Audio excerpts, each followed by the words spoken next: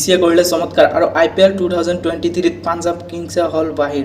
দোস্ত চমৎকাৰ এই কাৰণে হৈছে যেতিয়া আজিৰ মেচখন আৰম্ভ হৈছিল তেতিয়া ডিচিয়ে পইণ্ট টেবলত 10 নম্বৰত আছিল আৰু এইটো আশা কৰা হৈছিল পাঞ্জাব কিংছে এইটো মেচ জিকা সিমান এটা ডাঙৰ কথা নহ'ব কিয়নো পাঞ্জাব কিংছে আজি চেছ কৰি আছিল। ইয়াৰ উপৰিও আজিৰ গ্ৰাউণ্ডখন সিমান এটা ডাঙৰ নাছিল, সৰু আছিল আৰু 4-6 মাৰটো সম্ভৱ আছিল, কিন্তু শেষত পাঞ্জাব কিংছে 15 ৰানত পৰাজয় হ'ল। আজিৰ পৰাজয়ত এটা ডাঙৰ কাৰণ এইটো হ'ব পাৰে মিডল অৰ্ডাৰতো ঠিকেই আছিল, কিন্তু পাঞ্জাব কিংছৰ টপ অৰ্ডাৰ আৰু লোৱাৰ অৰ্ডাৰে সিমান এটা ভাল ৰান কৰা নাছিল, অতি সহজে পাভিলিয়নত ঘূৰি যাব লগা হৈছিল।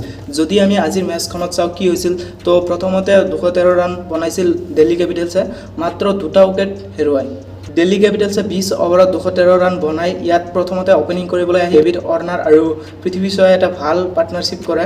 ডেভিড ৱাৰ্নাৰে মাত্ৰ 31 বলত 46 ৰান বনায় আৰু পৃথ্বী শ্বয়ে 38 বলত 54 ৰানৰ এটা ভাল ইনিংছ খেলে। ইয়াৰ পিছত বেটিং কৰিবলৈ আহি ৰছু আৰু ফিলিপ সল্টে 20 অভাৰত 213 ৰানৰ এটা ডাঙৰ টাৰ্গেট দিয়ে, য'ত ৰুচিয়ে মাত্ৰ 37 বলত 82 ৰান বনায় আৰু এনেদৰে দিল্লী কেপিটেলছে 213 ৰানৰ এটা ডাঙৰ টাৰ্গেট দিয়ে পাঞ্জাব কিংছক।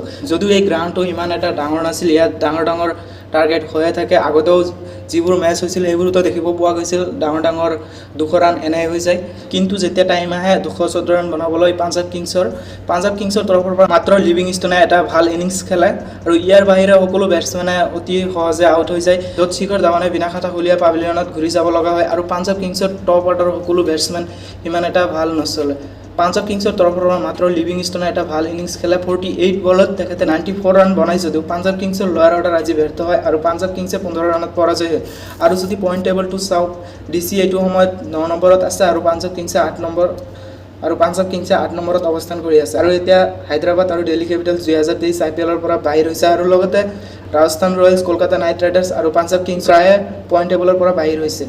2023 IPLত কোন 4টা টিম প্লে অফছত যাব আপুনি নিশ্চয় কমেণ্ট কৰি জনাব আৰু ক্ৰিকেট ৰিলেটেড যিকোনো আপডেট পাবলৈ আমাৰ চেনেলটো ছাবস্ক্ৰাইব কৰিব।